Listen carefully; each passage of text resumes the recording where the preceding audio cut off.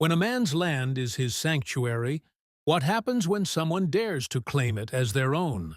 This is the story of a rancher pushed to his limits, a gate that became a symbol of defiance, and a trap that turned an HOA president's arrogance into a lesson she'd never forget. The sound of splintering wood is not exactly what a man wants to hear before breakfast. Yet there it was, again.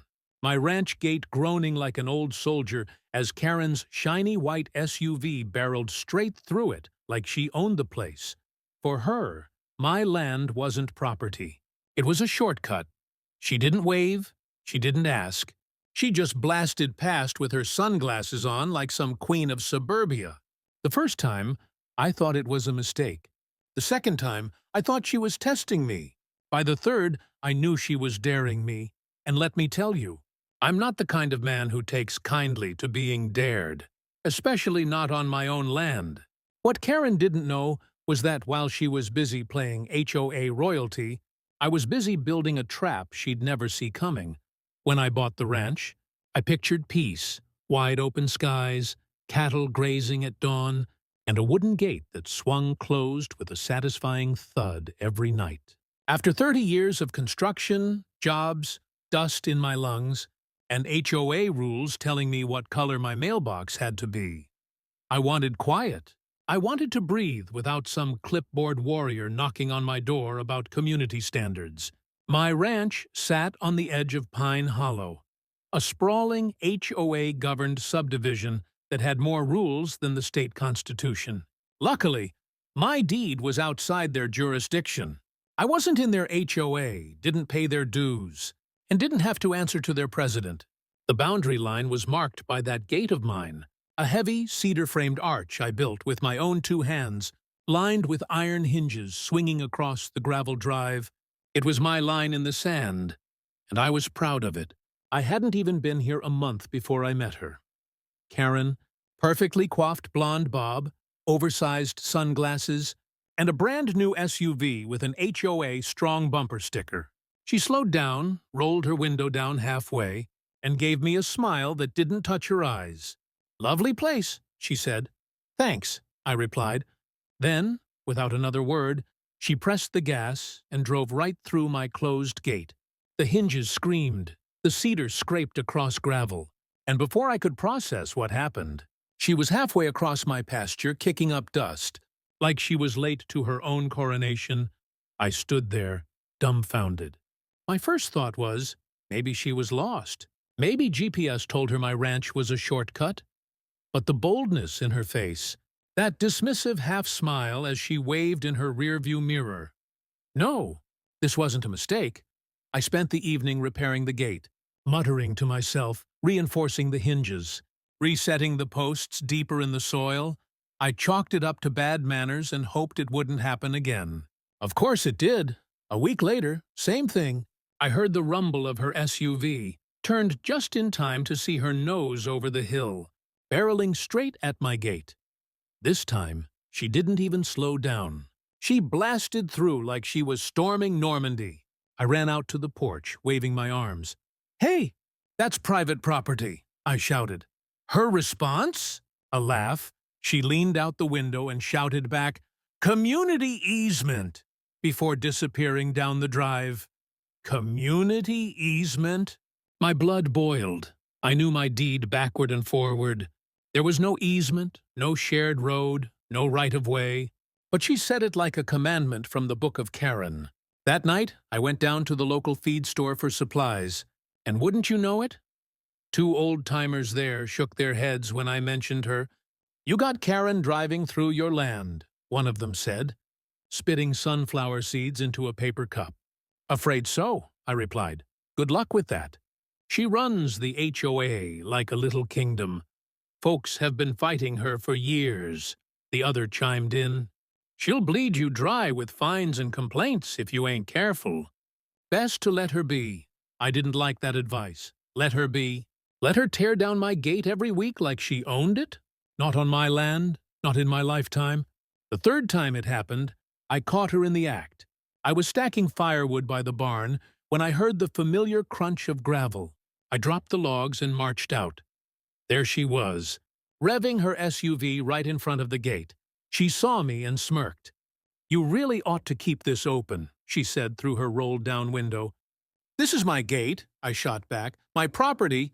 "You're trespassing," she raised her chin, lips curling like she tasted something sour.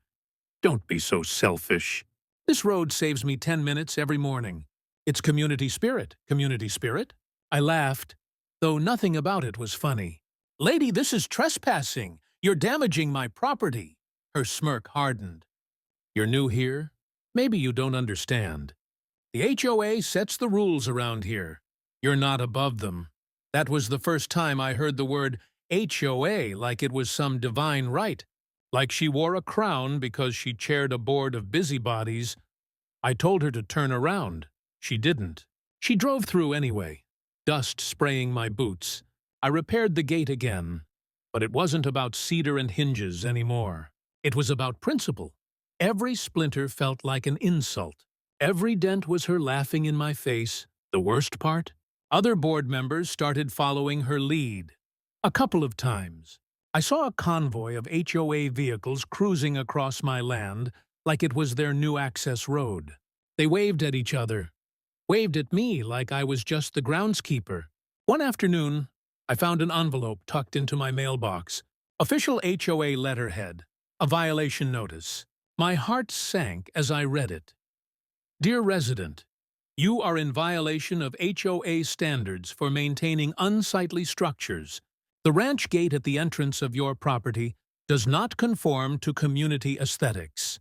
Please remove it immediately or face fines." I nearly laughed myself sick. I wasn't even in their HOA. My land was separate, deeded, and paid for outright. But there it was, black ink on white paper, ordering me to tear down the very gate they kept ramming through. I drove down to the town clerk's office to double-check the records. Sure enough, I was right. No easements, no HOA oversight. My gate was mine. Still, that letter felt like a warning shot. Karen wasn't just some entitled driver. She was starting a war. And if there's one thing you learn building houses for 30 years, it's that every structure, every wall, every roof, every gate is only as strong as the man willing to stand behind it. Karen thought she could scare me with paperwork and SUVs, but I'd built more than gates in my life. I'd built foundations, and I was about to build something that would end her shortcuts once and for all. By the end of that first month, I knew my little slice of peace had turned into a battleground. Karen wasn't just using my gate. She was flaunting it. The more I resisted, the bolder she became. It started small. She'd drive through once or twice a week, usually in the mornings, her SUV tires chewing through my gravel, dust clouds drifting over my porch like a sandstorm. But then she got brazen. Afternoons, evenings, even late at night, I'd be out back feeding my horses and hear the low growl of her engine in the distance. Sure enough, headlights would pierce through the dark, my gate swinging open like some toll booth she refused to pay. One Sunday morning, I decided to block her path by parking my old Chevy pickup right inside the gate. I figured if she wanted her shortcut, she'd at least have to look me in the eye. I sat on the tailgate, sipping coffee, waiting. Didn't take long. Dust on the horizon, then the familiar shape of her SUV barreling down the road. She slowed when she saw me, then leaned out her window with that same smug grin. "You're wasting your time," she said. "This road is for everyone." "No, ma'am," I replied evenly. "This road is for me. The deed says so." Her sunglasses glinted. "You can't own land that blocks community access. It's against the law." I nearly choked on my coffee. "Against the law?" I checked the county records twice. She was bluffing, but she did it so confidently you'd think she'd written the law herself. "I suggest you turn around," I told her. Her smirk widened. "And I suggest you move your truck." We stared at each other for what felt like a full minute. Finally, she huffed, whipped her SUV into reverse, and screeched off in a cloud of gravel. For a moment, I thought I'd won. But the very next day, I came home from town to find my gate lying flat on the ground. Posts snapped, hinges twisted like paper clips. Fresh tire tracks ran across my pasture. Karen had escalated, and now it wasn't just her that week. I spotted at least 2 other HOA members following her lead. A maroon minivan with a Pine Hollow HOA Proud decal, and a silver sedan with the board treasurer's name on the license plate frame. They rolled across my property as if it had been deeded to them personally. It wasn't random. It was coordinated. Karen was turning my land into a shortcut for the whole HOA. I tried reason again, though heaven knows why. One evening, I walked over to the HOA office, a brick building that looked more like a law firm than a neighborhood association. Inside, there she was, sitting at a polished desk stacked with binders. Karen looked up from her papers with a look of pure disdain, like I was some farmhand tracking mud on her marble floors. "We need to talk," I said firmly. "Oh, good," she replied sweetly. "You're here about your fines." "My what?" She slid a paper across the desk. It listed violations against me: unapproved structures, unkempt land, failure to comply with HOA road easements. Each line came with a dollar amount beside it, altogether nearly $3,000. "You're out of your mind," I said. "I'm not even in your HOA." Her tone sharpened. "Don't play games. Every property here falls under our community charter." "That's a lie, and you know it," I snapped. The county clerk confirmed it. "I'm outside your boundary lines." Karen leaned back in her chair, tapping her manicured nails against the armrest. "Boundaries are flexible when community welfare is at stake." "Boundaries are legal," I shot back. "And mine aren't flexible." Her lips tightened. "You'll regret this stubbornness." That was the moment I realized we weren't just having a disagreement. This was a war of attrition. She'd fine me, harass me, intimidate me, anything to break me down until I gave in. And she had allies. Later that week, I was fixing fence posts when one of her board members, a wiry man with a clipboard, marched up like he owned the place. "Sir, you can't keep rebuilding this gate," he announced. "HOA has voted. The road stays open." I wiped the sweat off my forehead. "Funny. I don't recall voting in your HOA because I'm not in it." He scribbled something on his clipboard. "Failure to comply will result in further penalties," I laughed. But there wasn't humor in it. "You'll need more than a clipboard to scare me, pal." He stomped off, muttering, "Karen will handle you." And handle me. She did. One night around midnight, I was jolted awake by the sound of splintering wood. I grabbed my flashlight and stormed out. There it was again, the gate demolished. And in the distance, Karen's SUV taillights shrinking into the night. This time she didn't even bother pretending. No words, no excuses, just pure defiance. I stood in the dark, fists clenched, looking at the wreckage, the cedar planks I'd cut, the hinges I'd welded, all scattered like matchsticks. My ranch didn't feel like mine anymore. It felt invaded. The next morning, I overheard neighbors whispering at the general store. "She's been cutting through his land again. Won't end well, but nobody beats Karen. She's got the sheriff on speed dial, the county clerk in her pocket." That's when I knew I couldn't rely on law or reason. Karen wasn't going to stop because she believed she didn't have to. In her mind, the HOA was untouchable, and she was its queen. But me? I wasn't built to roll over. Years of construction had taught me that if a structure kept collapsing, you didn't patch it. You rebuilt it stronger. And sometimes you built it with steel, not wood. As I gathered the broken pieces of my gate, a thought began to take root. A dangerous thought. What if the next time Karen tried her little shortcut, she didn't just break wood? What if instead she ran straight into something she couldn't laugh off? That night, I sat on my porch, staring at the stars. Turning it over in my head, Karen thought she was playing a game of fines and notices. But I was done playing. I was going to set a trap. And when she hit it, she'd never forget it by now. Every time I heard the low growl of an SUV engine, my pulse spiked. Karen had gotten under my skin in a way few people ever had.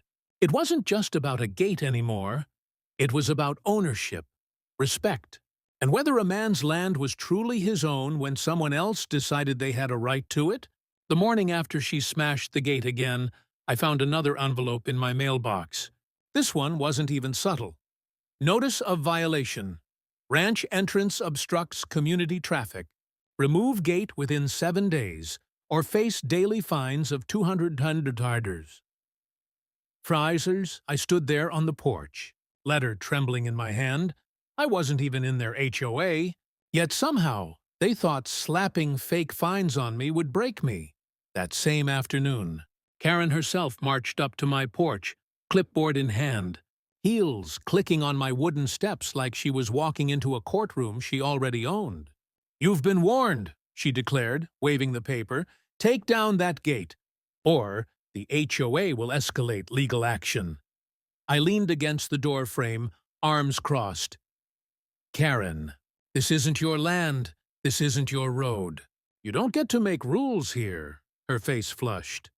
"I am the president of Pine Hollow HOA, and every road within this community." I cut her off. "This isn't within your community. My deed proves it." For a second, I saw her falter, but Karen wasn't the type to admit defeat. She straightened her blazer and jabbed the paper toward my chest. "You're a selfish man," she hissed. "You're denying your neighbors access. This road is a public benefit." I couldn't help but laugh. "You mean it's a shortcut for your morning coffee runs? Don't dress it up as some noble cause." Her eyes narrowed, venomous. "You'll regret this." Then she turned on her heel and stormed off. The next week was a circus. HOA board members began inspections of my ranch. Men with clipboards showed up, uninvited, peering over my fence like vultures. They snapped photos of my barn, my livestock, even the hay bales stacked out back. I confronted one of them, a wiry fellow with sunken eyes and a smirk. And he had the audacity to say, "Documenting violations." Violations of what? I demanded. "Community standards!" I barked out a laugh. "This isn't your community." He didn't even answer, just scribbled something down and left. That night, as I sat on my porch, I heard tires crunching over gravel again. Karen's SUV headlights cut through the dark. She didn't slow down at the gate. She rammed through what little repair I'd managed. My dogs barked, my horses spooked. She floored it across my land, then disappeared into the night. Something inside me shifted. That was the moment irritation hardened into resolve. The breaking point came 3 nights later. It was close to midnight when I heard the screech of tires and the crash of wood splitting. I stormed outside, shotgun slung over my shoulder, more for show than for use. By the time I got to the drive, my gate was once again in pieces. Only this time, Karen wasn't alone. 3 cars had plowed through, hers in the lead, 2 HOA board members behind. They hooted like teenagers sneaking into a fairground, headlights bouncing across my pasture. I shouted until my voice cracked, but they didn't stop. They were making a point. My land was theirs now. The next morning, I went into town to complain at the sheriff's office. The deputy listened, chewing on a toothpick, then shook his head. "Without video proof, it's your word against theirs," he said. "And you know Karen's got influence. She'll spin it as you blocking a community road." So that was that. No help from the law, I drove home fuming, gripping the steering wheel so hard my knuckles ached. If the law wouldn't protect me, I'd protect myself. The following evening, as I hammered the last hinge onto a makeshift replacement gate, Karen showed up again. This time, she didn't bother with pleasantries. "You're wasting your time," she said, stepping out of her SUV. "We'll keep driving through until that gate is gone." "Accept it." I straightened up, sweat dripping down my back. "You think you own me? Think again. This is my land, and I'll defend it." Her smile was cold. "Practiced? We'll see. The board is meeting tomorrow. We're voting to remove your gate permanently, with or without your consent." I stared at her for a long moment, then leaned forward, just enough to let her know I meant every word. You may have your board, Karen, but I've got something better, a backbone and a plan. Her eyes flickered with something, maybe doubt, maybe curiosity, before she slipped back into her SUV and drove off. That night, sitting at my kitchen table, I sketched ideas on scrap paper. Wood wasn't working, hinges weren't working. If I wanted Karen to stop, I needed something she couldn't muscle through with horsepower and arrogance, something that bit back. Steel, reinforcement, hidden defenses. The more I thought, the clearer it became. This wasn't about a gate anymore. It was about a trap, a structure that wouldn't just stop her, it would humiliate her. I chuckled to myself, the sound low and dangerous. For weeks, Karen had been treating my land like her personal speedway. But soon enough, she'd learn that some gates don't just swing open. Some gates bite. By the time I blew out the lantern and headed to bed, my mind was set. The power struggle was over. I was done reacting, done repairing. The next move would be mine. And when Karen came barreling through again, she'd discover just how bad it feels to underestimate a man who's had enough. I woke up before dawn the next day with a clarity I hadn't felt in weeks. Enough was enough. Karen and her little HOA posse thought they had me cornered. But they'd forgotten one simple fact. I wasn't a man who gave up. I was a builder. I'd spent 3 decades on job sites, raising homes from nothing, fixing beams that had rotted through, pouring foundations that outlasted storms. If I could build a house to withstand a hurricane, I sure as hell could build a gate to withstand Karen. But this wouldn't just be a gate. This would be a trap. I started with the basics. Steel, not the flimsy aluminum junk you'd find at Home Depot, but industrial-grade beams I'd salvaged years ago from a demolition job. They'd been sitting behind my barn, gathering dust, but now they gleamed with purpose. Next came the posts.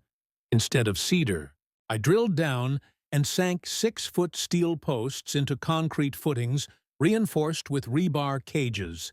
Each post could withstand thousands of pounds of force. I made sure of it. I welded crossbars, angled supports, and hidden reinforcements that turned the frame into something closer to a fortress gate than a ranch entrance. Then I layered the front with thick cedar planks, so from a distance, it still looked like my old, humble wooden gate. But behind that rustic disguise was a wall of steel. And I wasn't done, see? Stopping Karen's SUV wasn't enough. I wanted to end the shortcut once and for all. So I got creative. I dug shallow trenches just beyond the gate and filled them with tire-popping surprises.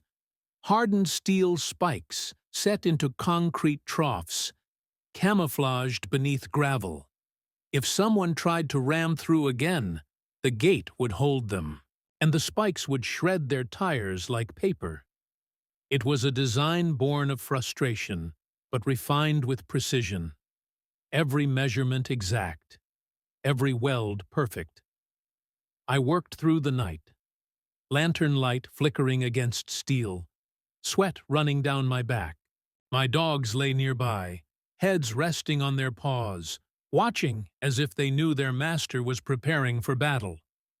Neighbors passed by on the main road, curious. 1 or 2 stopped to chat. "You fixing that gate again?" one asked. "Not fixing," I said with a grin. "Upgrading." They raised their eyebrows, but no one pressed further. Around here, you learn not to meddle in another man's feud. Of course, word got back to Karen. 3 days into my project, I caught her SUV parked just beyond the property line, engine idling. She watched me through tinted windows, cell phone in hand, likely recording. I kept working, hammer ringing against steel, ignoring her glare.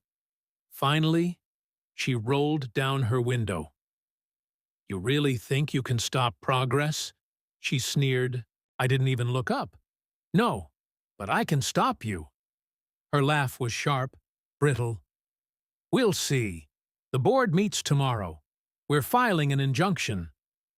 "Good luck," I muttered, sparks flying as I welded another seam. She drove off, tires spitting gravel in protest. That night, my buddy Hank stopped by, his old rancher face weathered like leather, hands calloused from decades of fence mending. He leaned against the post, watching me work. "You're playing with fire. You know that," he said. "I know. She's got the sheriff on speed dial. She'll scream harassment the second this backfires. Then I'll make sure it doesn't backfire." He studied me for a long moment, then chuckled. "Hell, I like your style. Need an extra pair of hands?" Together, we finished the last reinforcements, tightening bolts, testing welds, checking alignments. When we finally stepped back, sweat-soaked and exhausted, the gate stood proud, deceptively simple on the outside, indestructible within. "Looks just like the old one," Hank said. "But it ain't, is it?" I shook my head. Not even close. By the 5th day, the trap was complete. The gate swung smoothly on reinforced hinges, locking into steel brackets set deep into the concrete. The trenches were covered seamlessly with gravel, the spikes invisible unless you knew where to look. Even the posts were painted to match the old cedar, blending perfectly with the ranch aesthetic. To the untrained eye, it looked like the same flimsy barrier Karen had smashed a dozen times. But to me, it looked like justice. That evening, as the sun dipped low and painted the sky in golden crimson, I sat on my porch, staring at the finished product. My hands were blistered, my back ached, but my heart was steady. For weeks, Karen had treated me like a pushover, some lonely rancher she could bully. She thought fines, threats, and SUVs made her untouchable. But she'd forgotten the oldest rule in the book. Every bully eventually meets a wall they can't knock down. And tomorrow, when she came roaring through again, she'd find out just how hard that wall could hit back. I leaned back in my chair, dogs at my feet, and whispered to the quiet evening air, "Come on, Karen, I'm ready." The trap was set. All I had to do now was wait. And if there was one thing I'd learned about Karen, it was that patience wasn't one of her virtues. She couldn't resist proving herself. She had to win, had to show dominance. Sooner or later, she'd come barreling through my land again. It didn't take long. On a bright Saturday afternoon, the sound came. The low, throaty growl of her SUV rolling down the road, louder and louder until the gravel trembled beneath her tires. I set down my coffee cup on the porch rail, leaned back in my chair, and watched. There she was, perfect hair, oversized sunglasses, jaw set with that smug determination I'd come to know too well. Behind her followed 2 other vehicles. The Beau, HOA treasurer's maroon minivan and another board member's sedan. A convoy of arrogance. Karen didn't slow down. Not one bit. She revved harder, speeding up as though the very act of smashing through my gate gave her power. I held my breath as her SUV closed the distance. Then it happened. The moment her bumper hit the gate, it refused to budge. Instead of splintering like before, it stood unshaken, anchored into its steel core. The sound was like a gunshot, metal against metal, the echo of finality. Her SUV jolted violently. The front end crumpled with a sickening crunch. Airbags exploded. White smoke puffing out of the windows. Tires shrieked against gravel as momentum carried her forward another foot before the reinforced steel held her like a fly caught in amber. And then came the spikes. As her rear tires skidded over the disguised trench, the steel teeth bit deep, ripping rubber apart with a sound that made me wince even from the porch. Pop, pop, pop. Within seconds, her SUV sagged forward on shredded wheels, hissing like a wounded animal. The convoy behind her screeched to a halt, too late to save her. The minivan swerved into the ditch, fishtailing before stalling out. The sedan braked hard, horn blaring, narrowly avoiding piling into her bumper.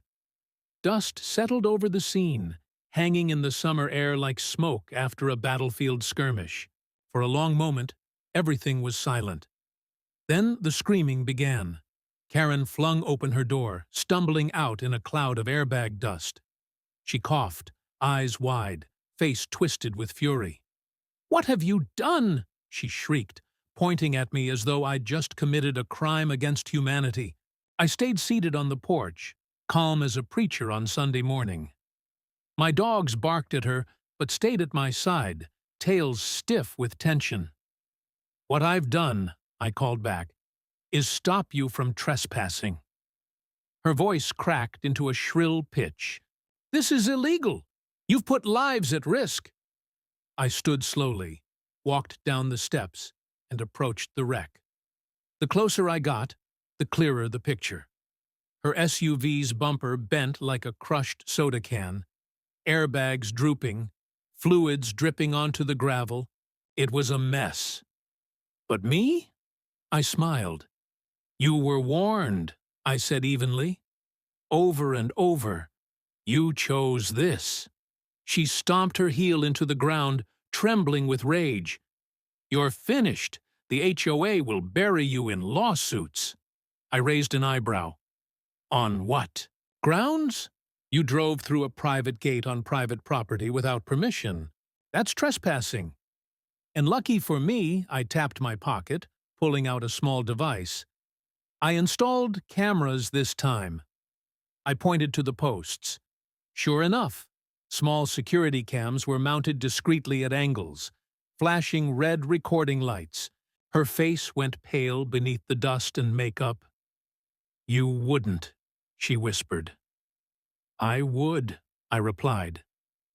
By now, neighbors had gathered along the main road, drawn by the noise. Phones were out, recording every second.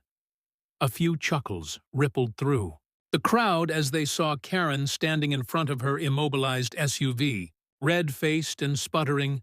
"Looks like the Queen's lost her crown," one man muttered, loud enough for everyone to hear. Laughter followed. The HOA treasurer crawled out of the minivan, limping slightly, his clipboard still clutched in his hand like a shield. He tried to speak, but the crowd drowned him out with jeers. The sedan driver didn't even get out, just sat there, face buried in his palms. Karen spun around, glaring at the neighbors. "Stop laughing! This is a serious violation!" But the more she screamed, the more people laughed. The sight of Pine Hollow's self-proclaimed ruler, stranded, humiliated, and powerless, was too much for them to resist. And me? I just stood there, arms crossed, soaking it all in. The sheriff eventually arrived, lights flashing. He stepped out, surveying the scene with raised eyebrows. "What in the blazes happened here?" he asked. Karen ran to him like a child to a parent. "He set a trap. He sabotaged the road. He could have killed us." The sheriff turned to me. "That true?" I shook my head. "This isn't a public road. It's my private property. She's been trespassing for weeks. I reinforced my gate and installed cameras. You'll find everything you need on the footage." Karen's jaw dropped. "You can't—" "Ma'am," the sheriff interrupted, voice sharp. "You've been warned before about pushing boundaries. If these cameras show what he says they do, you're the one in trouble." The crowd cheered. Phones held high. Karen's face went crimson, eyes darting from me to the sheriff to the neighbors recording her downfall. For once, she was speechless. I walked up to her SUV, tapped the hood, and said, loud enough for everyone to hear, "Shortcuts closed, Karen." The crowd erupted in laughter, whistles echoing down the road. Karen covered her face, screaming muffled curses before retreating back into her ruined SUV. The sheriff shook his head. We'll be in touch. But from the looks of it, you're in the clear." I nodded, watching as the tow trucks arrived to drag away her convoy of shame, and as the dust settled once more over Pine Hollow, I felt something I hadn't in weeks. Peace. Because Karen had finally learned the hard way that not every gate can be broken. Some gates fight back. If there's one thing I learned from all this, it's that Karen never admitted defeat. Even with her SUV crumpled, her tires shredded, and half the neighborhood laughing at her expense, she wasn't finished. No, humiliation just made her more dangerous. The very next morning, I woke up to find another envelope in my mailbox. This one was thicker, heavier. Inside was a stack of papers stamped with official-looking seals. At the top, notice of legal action, according to the document. The HOA was suing me for reckless endangerment, property damage, and willful obstruction of community easement. They demanded I not only remove my gate permanently, but also pay for the emotional distress suffered by Karen and her fellow board members. The cherry on top, they wanted me to cover the repair costs of her SUV. I laughed so hard I nearly spilled my coffee. Still, the audacity of it made my blood boil. Here I was, the victim of months of trespassing and vandalism, and somehow I was the one being painted as a criminal. I didn't waste time. I drove straight into town to see an attorney. A sharp-eyed woman named Martha, who'd been practicing property law longer than Karen had been harassing people. She leafed through the papers, shook her head, and smirked. "Classic HOA overreach," she said.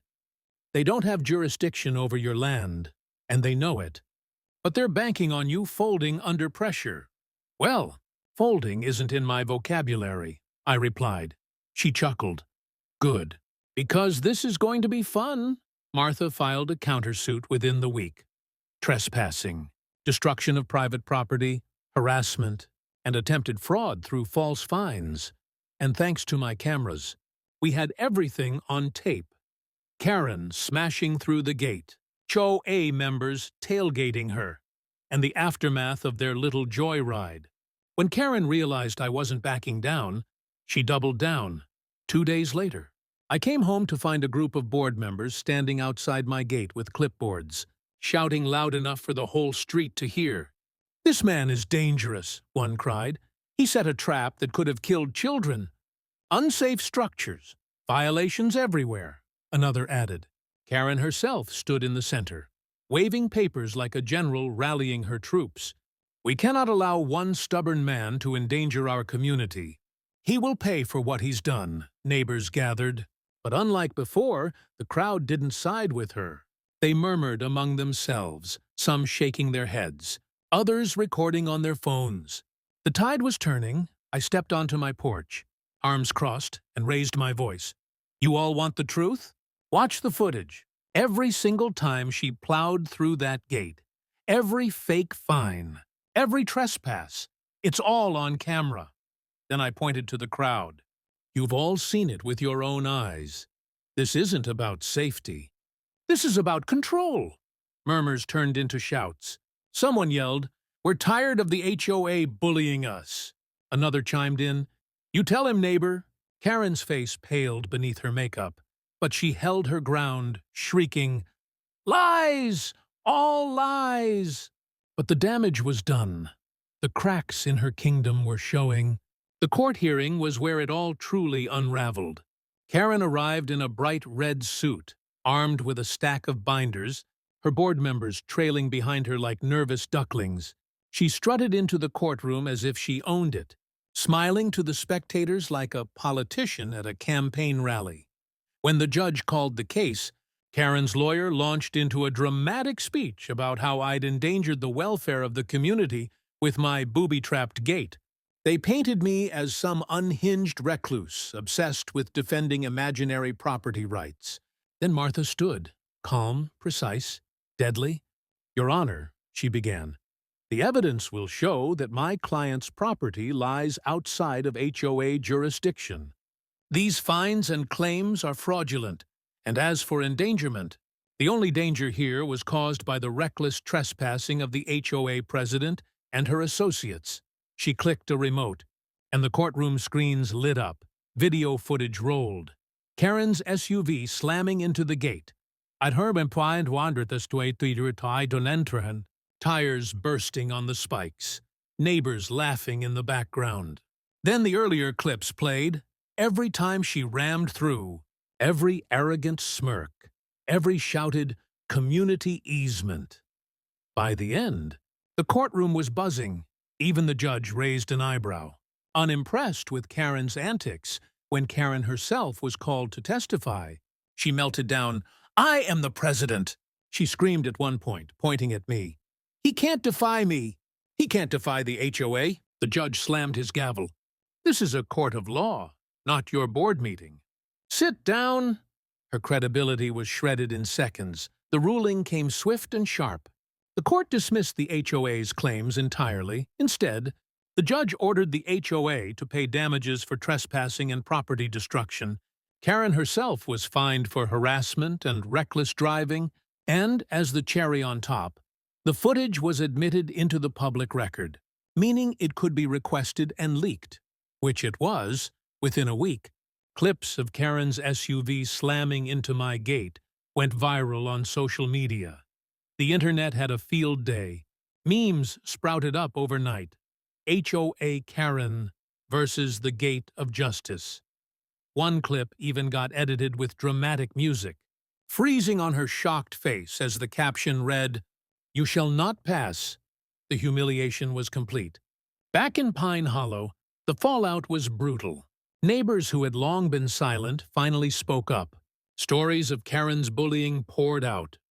Bogus fines, threats, intimidation tactics. Board members resigned one by one, unwilling to sink with her ship. By the month's end, the HOA's reputation was in shambles, its funds drained by legal fees. And Karen? Karen was left isolated, her power gone, her influence shattered. And me? I sat on my porch one evening, watching the sun sink behind my newly indestructible gate, sipping coffee with the sweet taste of victory. The war wasn't just won, it was exposed. After the dust of the courtroom settled, Pine Hollow felt like a different world. For the first time since I'd moved in, my mornings were quiet. No rumble of Karen's SUV, no convoy of HOA board members treating my ranch like their personal freeway. Just the wind in the grass, the soft nicker of horses, and the creak of my porch chair as I sipped my coffee. It felt like peace, the kind of peace I dreamed of when I bought this land. But as sweet as the silence was, I knew better. With people like Karen, silence wasn't surrender. It was regrouping. So I stayed vigilant. Weeks passed, though, and the most I saw of her was a blur of blonde hair as she slunk into her house, avoiding the neighbors' eyes. Word was spreading fast. Folks in Pine Hollow whispered about her fall from grace. The once untouchable HOA president had been reduced to a cautionary tale, her name muttered with equal parts scorn and amusement. I thought maybe, just maybe, she'd finally learned her lesson. Then, one afternoon, a certified letter arrived. It was from Karen. She was offering a settlement. If I agreed to take down my menacing gate and allow limited community passage, she'd drop any remaining complaints. She even dressed it up in polite language. All about moving forward and healing divisions. I laughed out loud. Healing divisions? After everything, she wasn't trying to heal anything. She was trying to claw back control. So I wrote her a response, a single page.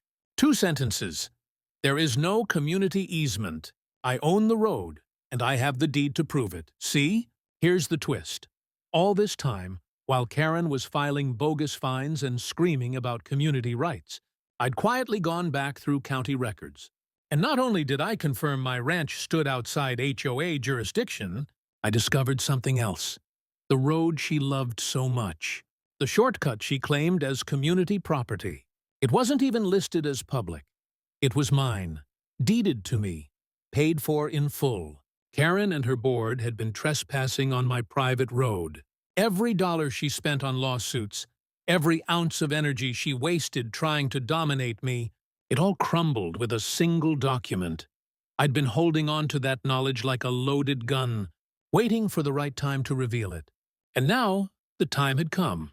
When Karen received my response, the meltdown was immediate.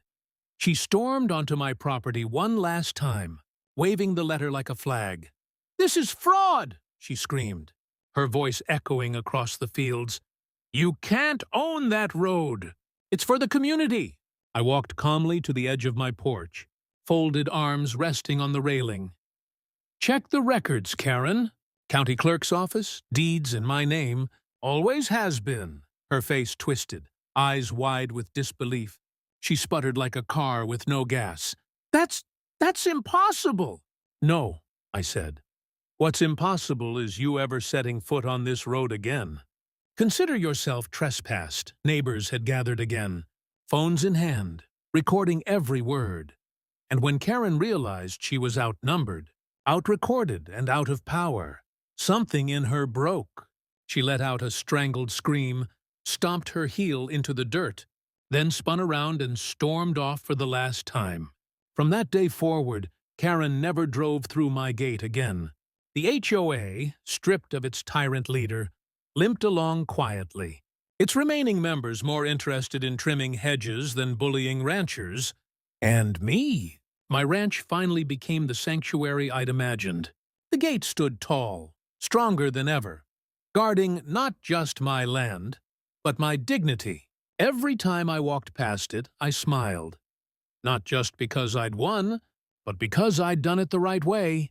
I hadn't stooped to Karen's level of intimidation and lies. I'd built something unbreakable, stood my ground, and let the truth do the rest. Sometimes justice doesn't arrive in the form of sheriffs or judges. Sometimes it comes in the shape of a gate that refuses to fall, no matter how many times arrogance tries to break it down. And for me, that was the sweetest victory of all. Looking back now, I realize this story wasn't just about a gate or an SUV or even a woman named Karen. It was about boundaries and the courage it takes to defend them. Life will always have people like Karen, folks who think rules don't apply to them, who try to push past your lines, laugh at your warnings, and act like your no means nothing. They'll test your patience. They'll push and push until you either break or you build something stronger. I chose to build, and that's the lesson I want to leave with you. In life, your gate might not be made of wood and steel. It might be your time, your energy, your dignity, or your peace of mind. But whatever it is, don't let anyone trample through it just because they think they can. Set your boundaries, reinforce them, and when someone refuses to respect them, don't back down, because at the end of the day, respect isn't given, it's earned, and sometimes you have to demand it. So, I'll ask you this. What's the gate in your life that you need to protect? Drop your answer in the comments, and if you enjoyed this story, hit that subscribe button because trust me, there are plenty more HOA battles, Karen dramas, and tales of sweet revenge coming your way on HOA Tragedies.